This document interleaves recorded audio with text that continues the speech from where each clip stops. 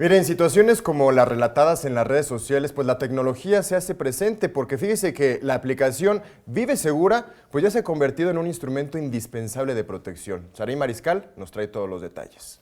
Si eres mujer y en algún lugar de la Ciudad de México sufres algunas situaciones como silbidos, comentarios indecentes, miradas lascivas, propuestas sexuales, te cierran el paso, te persiguen, sufres violación, te toman o publican fotografías o videos sin tu consentimiento, o alguien frente a ti exhibe sus órganos sexuales, sufres abuso sexual, tocamiento o manoseo, puedes reportarlo a través de la app Vive Segura de la Secretaría de las Mujeres de la Ciudad de México.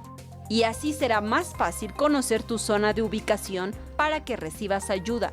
También puedes elegir acceder al Ministerio Público Virtual para formalizar tu denuncia. La app se puede descargar en Play Store o en la página www.vivesegura.cdmx.gov.mx. Además, las líneas gratuitas donde puedes pedir orientación o denunciar son de la Secretaría de las Mujeres 55 12 28 36 extensión 146, línea Mujer Locatel 56 58 11 11 o emergencias al 911. Saray Mariscal, 21 Noticias.